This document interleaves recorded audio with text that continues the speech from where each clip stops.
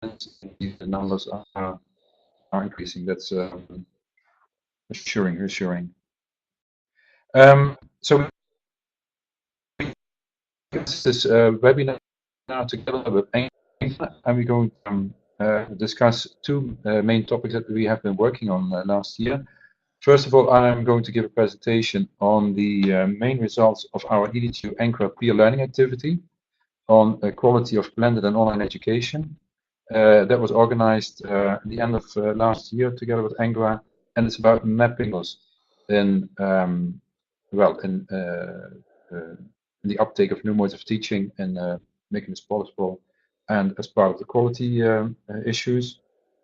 And then Esther Huertas from EADTU Catalunya, and also representing the working group on e-learning from ENQA.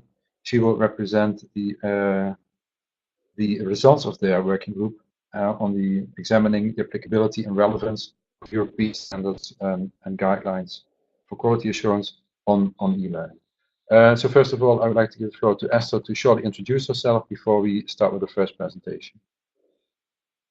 Well, hello to everybody, and thank you for giving us the opportunity to present the results of this ENQA's working group on quality assurance and e-learning. My name is Esther Huertas, and I work in the Quality Assurance Agency in Catalunya. I'm a senior advisor here, and I'm working on some international projects and also doing different accreditation procedures related at program level and also at national level. So thank you very much for organizing and giving us this opportunity. Thanks, Esther. We will come back to you later on for your presentation. Okay, starting with the first presentation on the main results of our peer learning activity. First of all, let me introduce myself. I'm George Ubachs. I'm the Managing Director of EADTU. The EADTU is located in Maastricht, and we are the European Association of Distance Teaching Universities, so representing the sector for online, open, and flexible education. And quality assurance is one of our main topics on the agenda. And we have been working on an instrument on quality in online education called e-Excellence. And there will be a presentation tomorrow as well in our third webinar this week. So we've been working on e-Excellence for the past decade. And then also we are the focal point for quality in online education for ICD UNESCO. And we map the development in QA and online education for Europe in this position. Last year, we organized a peer learning activity with ENQA on this topic, for which I want to present to you today the results. But first of all, and let me go to the first slide, is why is online education so important at this time? Well, first of all, it's in line with the emerging three areas of provision by universities. So not only campus-based education, but also blended education, continuous education, and open education and MOOCs. And the online mode is supporting this by enhancing campus-based education by new modes of teaching in online mode. It is offering the flexibility and scalability needed for continuous education, and is of course the basic provision of open education and MOOCs. Secondly, online education is important to give an answer to new developments in a changing world. First of all, for the digitalization of the economy, and secondly, it's giving an answer for more flexible, scalable education for needed for careers that are prolonged to up to 40 to 50 years now. Imagining that you have a career of 40 to 50 years in a world that is so much changing, we need to keep the provision there to educate the employers and have their qualifications in line with the demand from companies. So it is about digitalization of the economy and prolongation of careers. We have worked with an EADTU on 4 action lines in quality in online education. We did, first of all, last year, a survey on accreditation of quality in blended and online education. This was based on demand by our members, which several had a feeling that their offerings in online education were not fully in line with what was allowed and recognized in their country. We did this peer learning activity together with ENQA. We wrote a Changing Pedagogical Landscape country report, in which we have also focused on quality assurance. And we did, on behalf of ICTE UNESCO, a SWOT analysis of QA in online education in Europe. I'm going to report on the first two shortly, starting with the survey.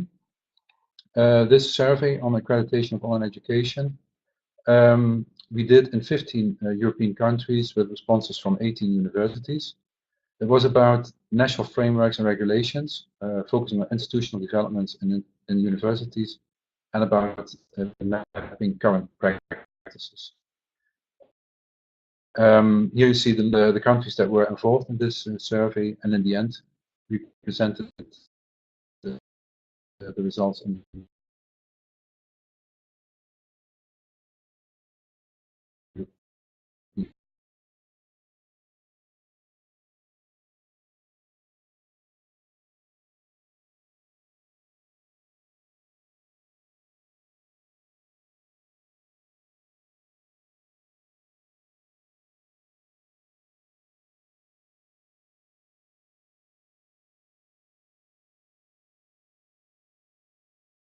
framework.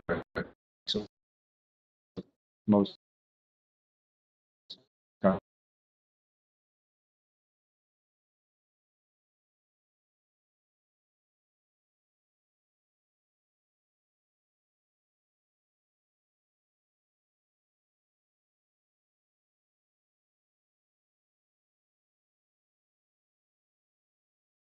to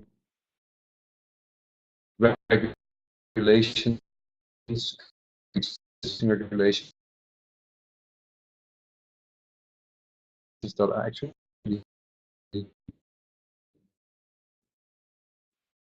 impeding the further development of innovations. So I have check. Yeah. Also, if there is no legal frameworks and there are strategies and policies missing by the national government, it is also that universities that are able to develop online education in the country are always doing this within restrictions of what is allowed. So it is not in an optimal framework, in an optimal setting to stimulate and further develop innovations in education. The second question that I want to bring forward here is that does your quality assurance agency adopt specific criteria for blended online or distance teaching courses in your courses or program? Here, only 1/3 of the quality agencies indicated that they have such specific criteria. But the others, for the others, it was indicated that this was solved or coped with by involving experts in online education in the review teams. So it is covered in that sense, but also here, so that we should look for a more optimal position of the role of quality agencies. So talking together with ENQA last year, based on this survey, which I already indicated, there were many more questions relevant here. We thought about bringing together in dialogue the QA agencies, the universities, and governmental bodies who are all together in a shared responsibility to work on this ideal framework for further innovating education. The PLA was organized in Brussels last year, and here you see the representatives that were there. We had about 18 universities present, and some 12 quality assurance agencies, and only a few representations of governments, I'm afraid. But further, we had some umbrella organizations present from the Student Union, ENQA, EUA, and EADTU. So in all, I think a very good representation of the stakeholders, in which we sat down for 2 days, reflecting on our shared responsibility as well as the roles that we should take in this. It was also partly based on a preparatory questionnaire. So it was a good setting for coming up with recommendations. First of all, the aim of our PLA was to identify next steps in the development of quality blended degree and online continuing education, with an emphasis here on the dialogue between the main stakeholders. We want to identify each other's perspectives, roles, challenges, needs, experiences, and expertise. Like I said, the questionnaire beforehand was sent to all stakeholders, and before I go into the stakeholder-specific challenges and roles, this is an overview of the main challenges identified by all stakeholders together. Main challenges here mentioned are missing governmental European strategies and frameworks for innovation. Also, institutional strategies need to be further development. It's about cultural changes and having also a different mindset within the universities and the QA agencies to further support the uptake of new modes of teaching. Then we need further expertise on pedagogical models and design. We need expertise for staff support to help staff in supporting new developments in this field. We need to have expertise on student support and online modes of teaching. And further, we need to look into including blended education, the quality framework of the university, fund innovation next to the bachelor master structure and research. We also need dedicated funding for innovation. Look into the increased workload and also the perception of increased workload, and also how universities can handle this, and how we organize institutional evaluation, research, and innovation in innovating education. Also evaluate what is going well and not well to make it measurable. Okay, so now I go to slide 13. So now I come to the 4 stakeholders. First of all, I wanted to start with the ways forward for institutions. In the meantime, I read that Abba has lost sound. I hope it's for the others still present. So ways forward at institutional level identified in our peer learning activity. First of all, it was mentioned that we need to empower teaching staff by supporting them in continuous professional development on blended learning and innovation. So we need to invest in this and work with university staff and investing in this. We need to establish teaching and learning departments to support staff in course design teams and identifying patterns of good practices. Further, the teaching and learning departments that need to be established should also organize institutional evaluation and research on the design, implementation, and effects of blended teaching and learning. We need to create peer groups between universities at national and international level on subject areas, so to share expertise and good practices amongst each other. And we need to develop multimedia labs, as well as integrating student support in the design of the courses. Okay, so this was on behalf of the stakeholder of the universities. Then we come to the results of the PLA on the quality assurance agencies. It's about making quality assessment supportive for blended and online programs. First of all, create an open mind to new ideas, new methodologies, new modes of teaching. Developing criteria for assessing innovation. Next to, well, to the other criteria, it's about, so innovation is here a subject in itself. So assessing here means assessing the innovative power and the development, further development of a university as one of their well, indicators of quality, being open and investing in further innovations. Start from learning outcomes and assess if the teaching mode is appropriate to achieve the outcomes. Evaluate also at teacher level, teacher competencies for blended and online teaching. Providing guidance to institutions which want to set up blended online courses. So also bringing in expertise learned and knowing about from other assessments, reviews at other universities, to be kind of a sparring partner for universities. Sharing good practices, not only with the university, but also amongst the agencies. So supporting each other, the agencies together. And finally, inviting experts on the quality assurance review panels, and having therefore also a national or international database of experts that can support the review panels, which will be more and more challenged by questions on online and blended education, how to evaluate that. Okay, coming at the third level of stakeholders. So we here are focused on the national governments. So to create an ideal situation for further innovation, national governments should first of all capture state of affairs, look into current needs and opportunities on blended degree education in their country, doing a survey on this in cooperation with the other stakeholders in the country and involving expert groups.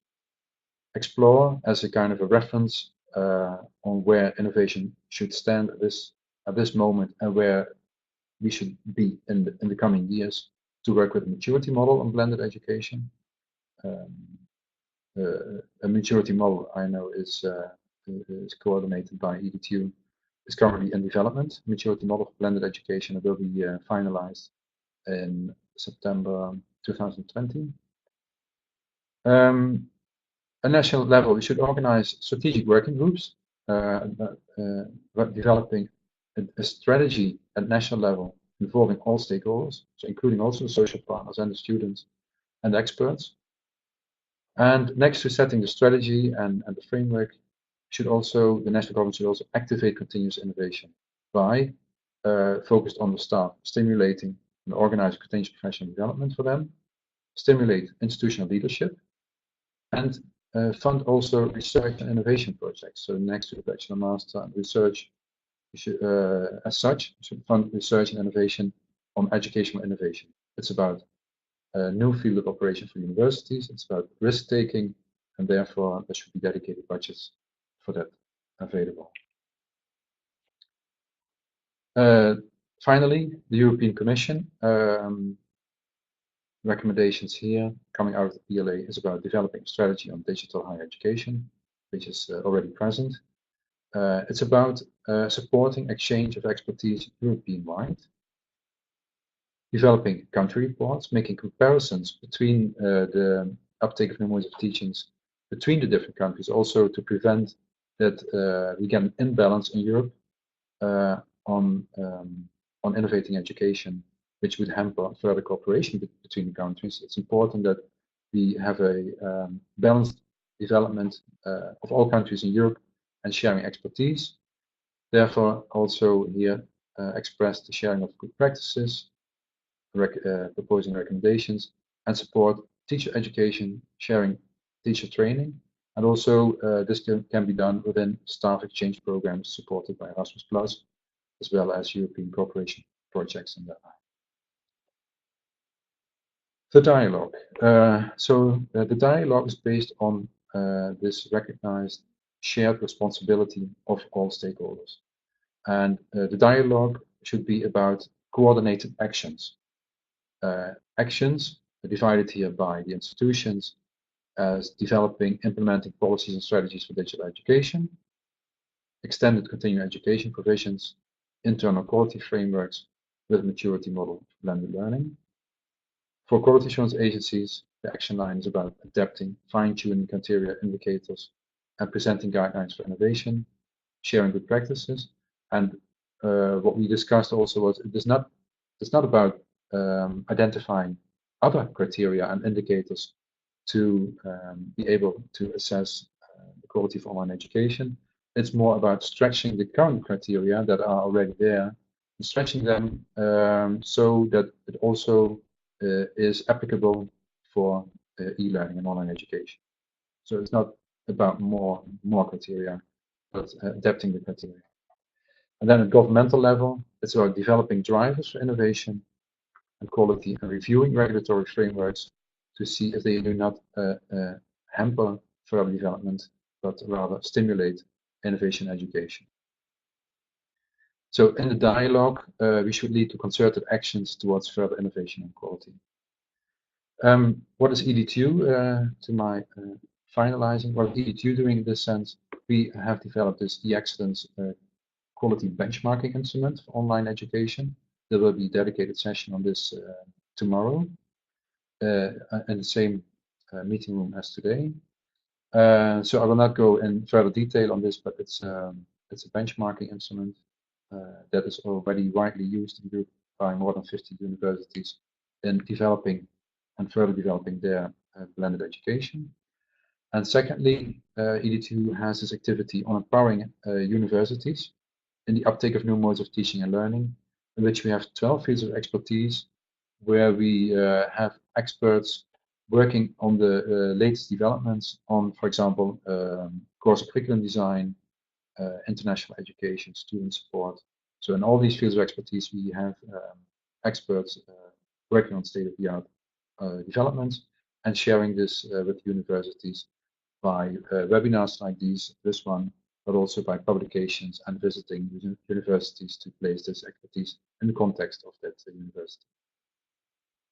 Okay, I would like to end my presentation by this, and before we go to Esther Huertas, I would like to ask if there are any questions on the presentation so far and on the objectives of this PI.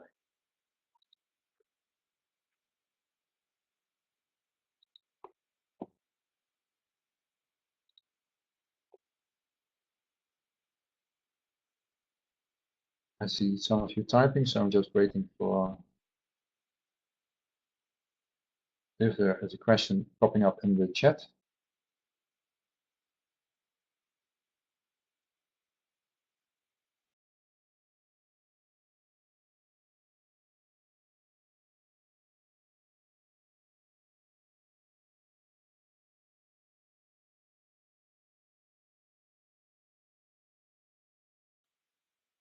Yes, sure, John. So indeed, one of the goals of the peer learning activity of EADTU-ENQA was to prepare recommendations for the Bologna process. And we have transferred the result of this PLA into a statement on digital education, flexible education, and the need for continuous supporting continuous education by new modes of teaching. And this was sent as a statement to the Bologna process. We have sent this statement to Bologna secretariats in all countries in Europe, and we were present in Paris at the Council of Ministers. And we now see as an end result that in the Paris communique, that was the end result of this meeting in Paris, we see that digital flexible education and continuous education has been part of the communique now. So we see this as a direct result of our exercise of this PLA being submitted to the Bologna process. Yes.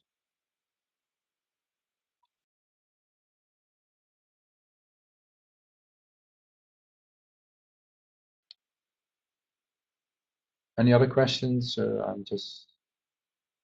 I see people typing. Otherwise,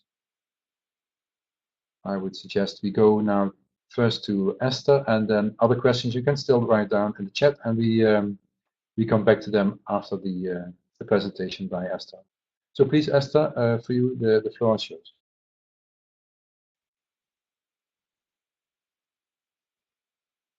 Okay. Good evening. Can you hear me? I hope you can.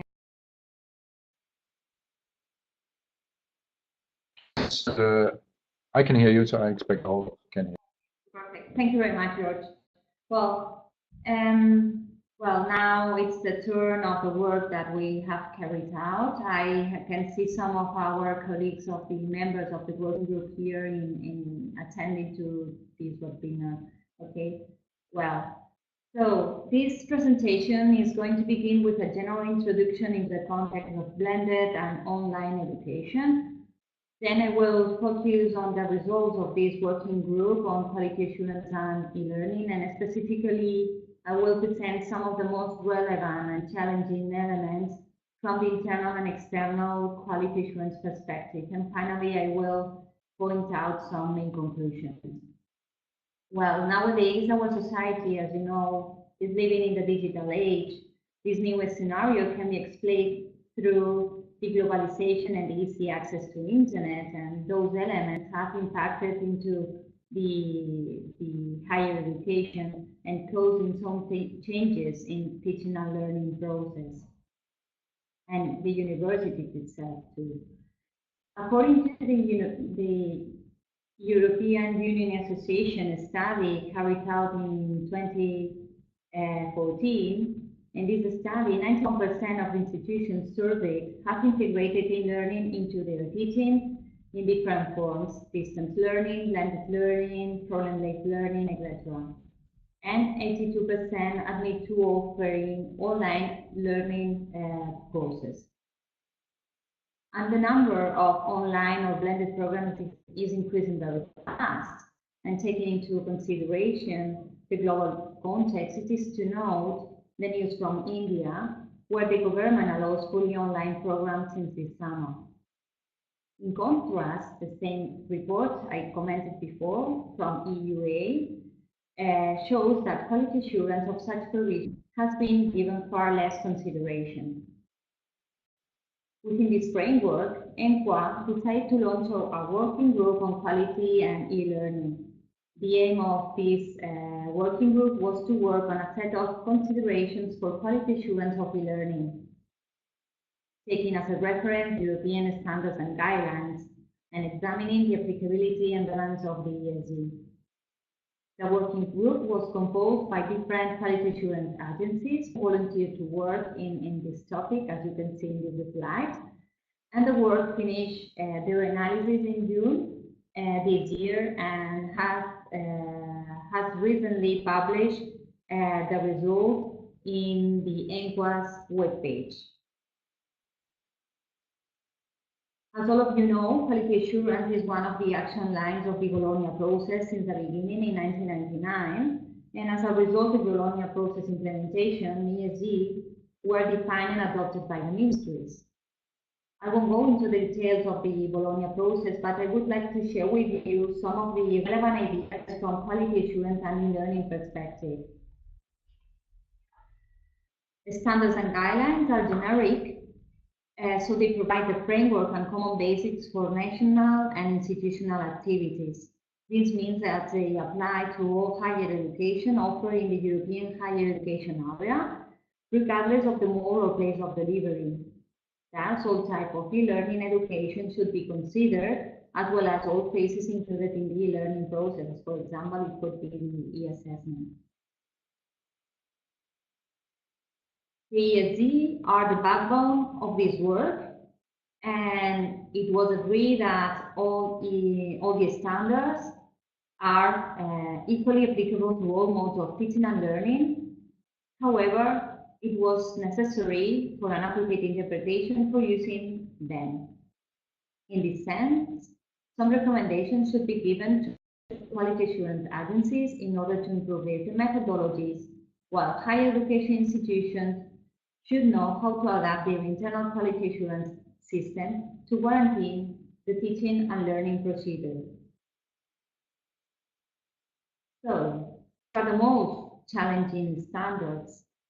Right now, we are going to focus on the internal quality assurance standards, those considerations for higher education institutions. And specifically, I will draw your attention on those standards which are marked with an asterisk.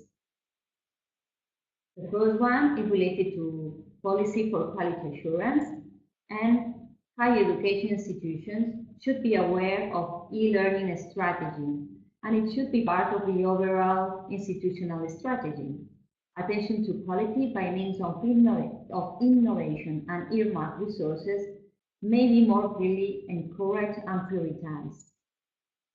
With the development of e-learning, national and international policies have emerged, including those that address ethical issues, such as those concerning the protection of data privacy or intellectual property rights, involving stakeholders, for example, students, teaching staff, outputs, etc., in the internal quality assurance of e-learning can be a challenge due to the lack of an on-campus presence.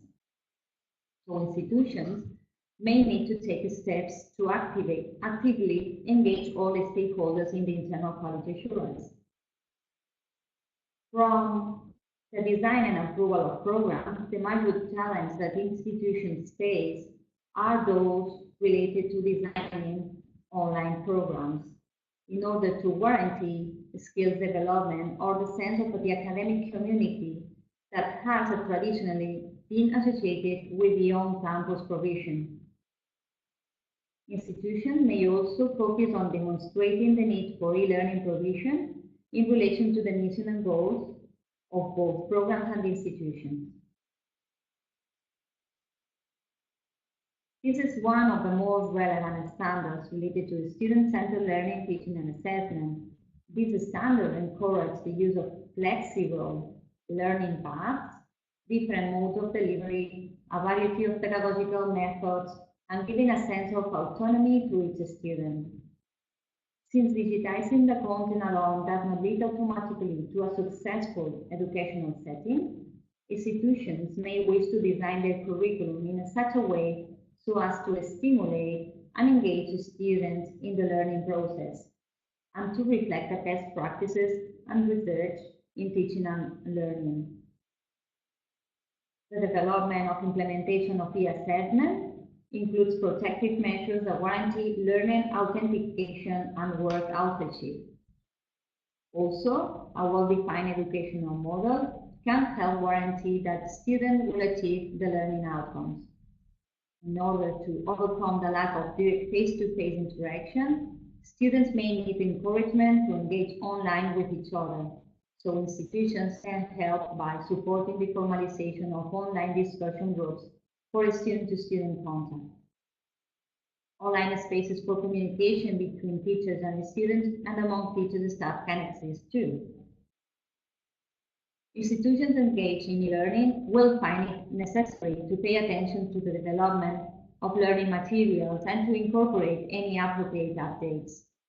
Similarly, staff may need support in updating their knowledge in relation to teaching and assessment methodologies that are adapted to the e-learning environment.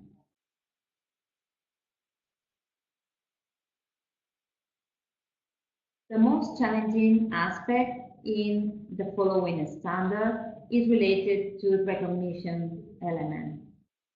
Recognition plays an important role in the e-learning context, as it does for on-campus studies. Academic recognition still has to be assured, and it will be important for institutions to give attention to the qualifications offered by online programs in order to ensure the same level of recognition by professional bodies and employers providing the same learning outcomes. And if qualifications offered are guaranteed, higher education system would stop the fraud of the diploma mills. Teaching staff is a crucial element, and institutions should define the structures, profiles, and roles of the teaching staff. Due to particular characteristics of e-learning, professional development of and facilitation in the e-learning context may be required, particularly as it relates to those transitioning from the traditional face-to-face teaching environment and who may need technological and pedagogical support services. Offering e-learning may involve a wider range of staff than is normally required in traditional educational settings, and that coordination also with external suppliers of various services may be more complex. In relation with the learning resources, it is considered a good practice for institutions to include in their overall strategies an explanation of the development of the e-learning programs and technological innovation, an analysis of particular needs of e-learning programs, and indicators that define the functionality and good use of the infrastructure. The technological infrastructure should ensure the accessibility of learning materials and the e-assessment system by students with special educational needs. providing students with adequate library resources and any required training is an institutional responsibility. Study programs could include virtual labs designed to guarantee the acquisition of particular learning outcomes.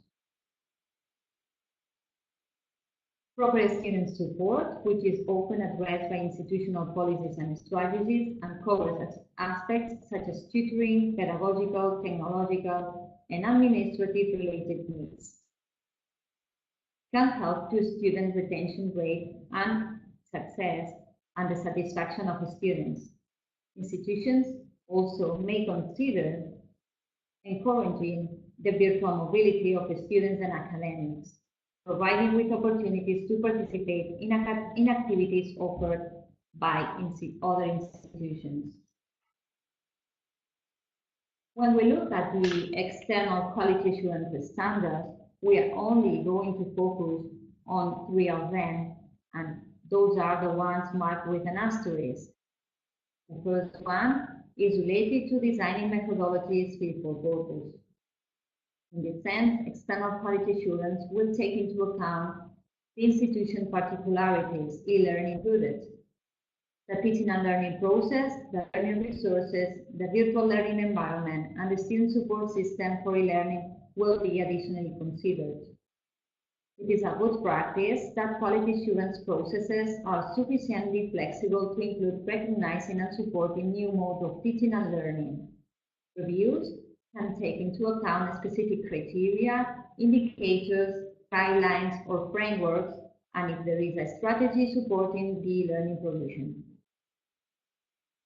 The next standard is related to the implementation of the process, and specifically focusing on the self-assessment report. We can say that a description of the pedagogical model and a detailed explanation of the virtual learning environment can help to inform the review team. Together with the report, all necessary data for accessing the system, classroom, debates forums, teaching materials, etc. should be provided. During the site visit, and the site visit is an excellent opportunity to examine the institution's pedagogical model, the innovation and technical infrastructure, the experience and knowledge of teaching staff, as well as all the services and support received by its academics. An intensive examination of the technical infrastructure should be possible during the site visit, as well as direct contact with technical and support staff. During the site visit, the reviewer will likely also interview all stakeholders involved in the e-learning provision, and it should be noted that the staff involved in teaching process may be more diverse than in traditional settings. Peer reviews, in this sense, it is preferable for reviewers to have experience with online teaching and learning, and in any case, reviewers should be trained on the unique characteristics of e-learning. Well, the main result is that the European standards and guidelines are fully applicable to e-learning provision, taking into consideration the great diversity among institutions, programs, and approaches to e-learning, as well as quality assurance procedures. Higher education institutions and quality assurance agencies should reflect their own context and analyze the described considerations and decide their relevance. This work contributes to a common understanding for higher education institutions and quality assurance agencies when talking about e-learning provision. Finally, the present challenge remains with higher education institutions and quality assurance agencies. On the one hand, traditional institutions providing e-learning or blended programs should adapt their internal quality assurance system in order to guarantee the quality of the teaching and learning process, while on the other hand, quality assurance agencies should develop external review procedures that take into consideration the particularities of the learning. Well, and thank you very much for your attention, and now is the turn for questions.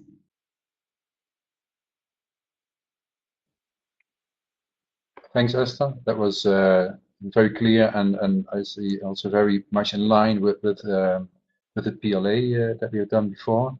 So the floor is open now to you as an audience to come with questions or reflections on what we have presented by now.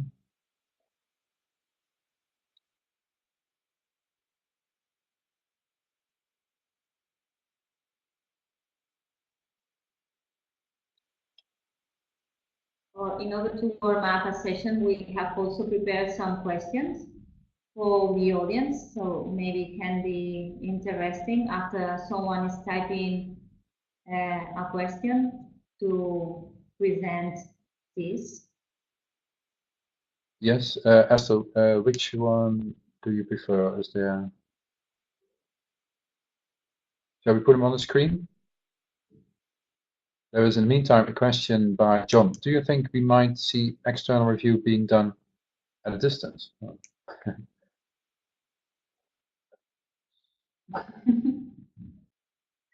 Well, actually, I don't think that we could do this at this moment.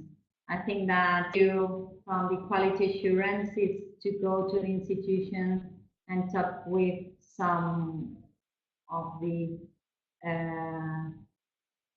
personnel that is involved in this institution or the program.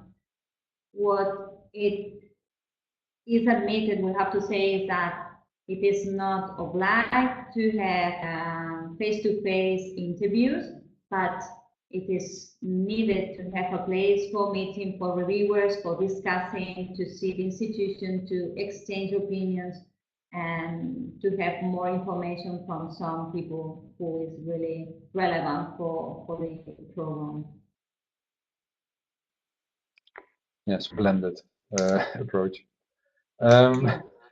Okay, would you like to go through the question that you have just posed on the screen?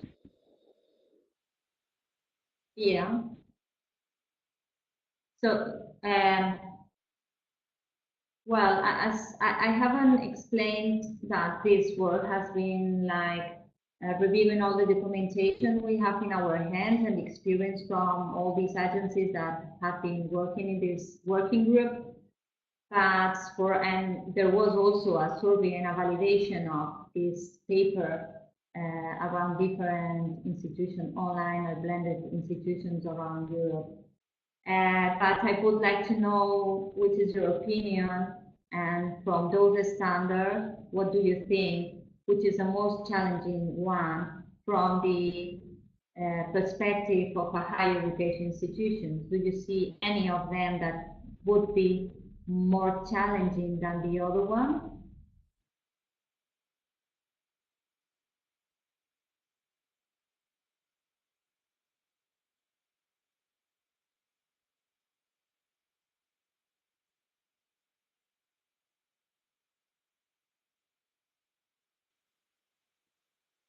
So people are asked to tick boxes, and we get the results in a second. Then. Okay.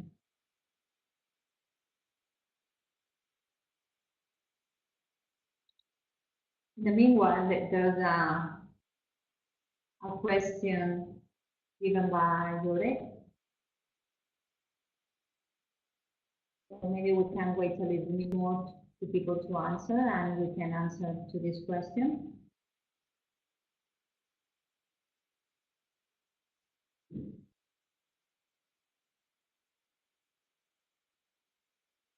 Okay. George, what do you think? Maybe we can answer the two questions in the chat. Yeah, sure. First question by Jurek is: to what extent differ the quality assurance standards in the US to the ones in the EU in terms of online distance education? Are you familiar with that, Esther? Okay, we haven't done this comparison of the standards at European and the US level. What I can say is that we have been looking at the US standards too, because it's also a really good reference point. But for us, what it was our main objective was to analyze the European standards from an e-learning perspective. So the idea was giving this European perspective.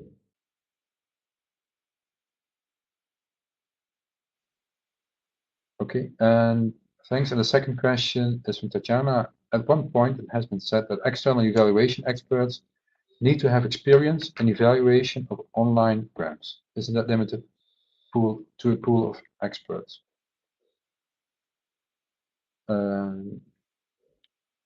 Esther, you want to? Yeah, this is one of the most challenging elements for quality assurance agencies.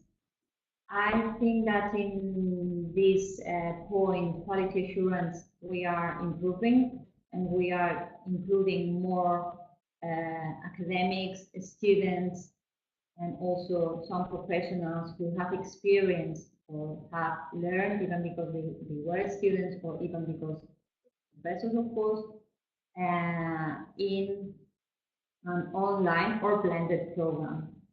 As at present time, the number of online or blended programs are increasing a lot.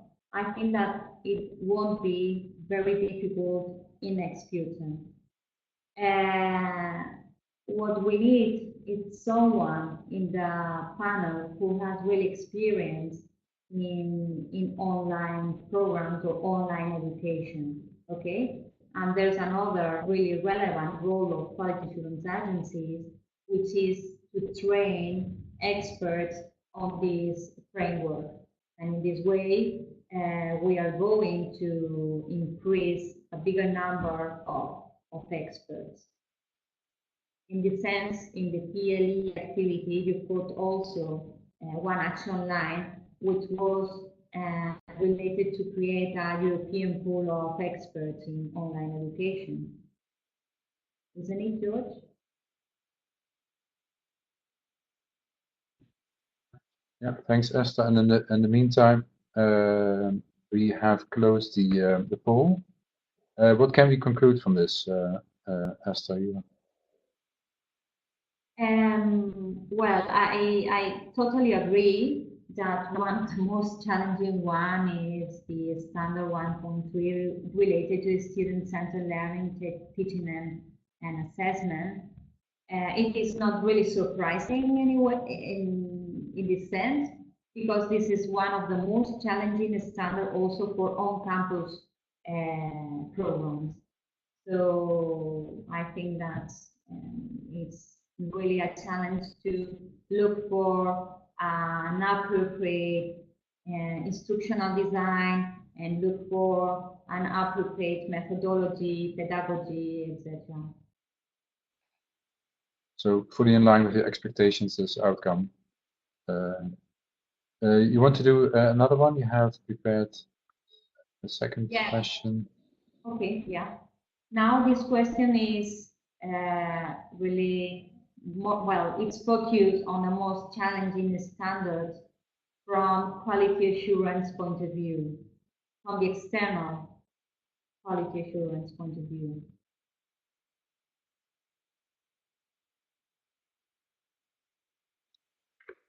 So please, you're asked to fill this in, and then as soon as we have passed a substantial number, we will close the questionnaire.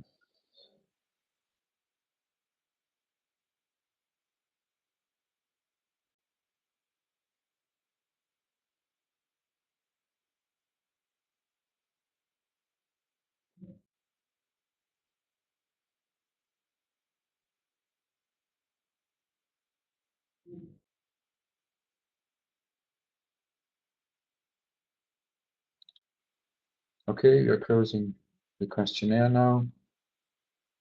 Let's see.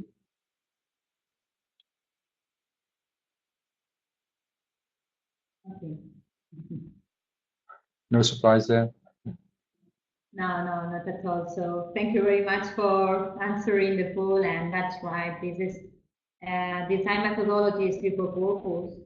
It's something challenging for quality assurance agencies, especially because we have to have the same procedure for all institutions and agencies should take note and should take into consideration the particularities of online education. While sometimes those was shown with some reports, it is not really taken into account by the agencies. So that's why.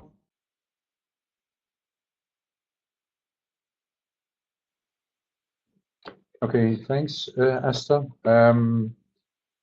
I just want to reflect on that. What we have been indicating this afternoon is about setting the most optimal framework on innovating education, making room for that, making the regulatory framework fit for that, set incentives, get the right expertise in place, and sharing this expertise between universities and quality assurance agencies, and work together with the governmental bodies on setting the right strategies.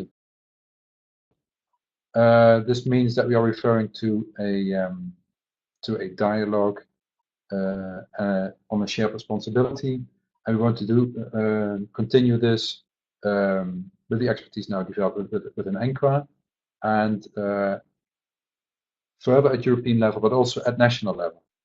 So we have made a start on this now in 2018, and we would like to continue this, and we also will try to involve the QA agencies at national level with the governmental bodies and universities to take this discussion further on how in their country they can further innovate education, and we at European level, ENQA and EADTU will support our members, we the universities, ENQA the quality agencies, in and helping them get this discussion going and this dialogue going for the coming years.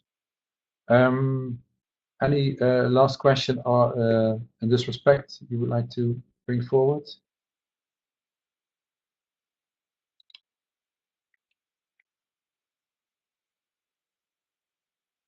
So let me remind you that thanks, and we would like to remind you, I'm just going to copy it in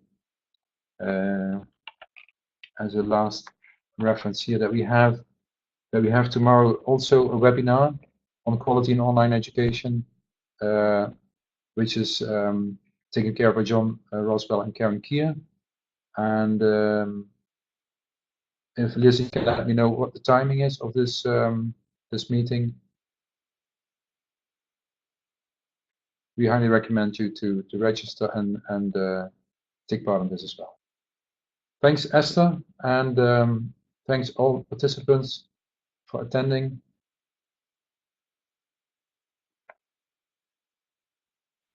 So the webinar tomorrow will take place at 11 o'clock in the morning, depending on your time zone. So check that before.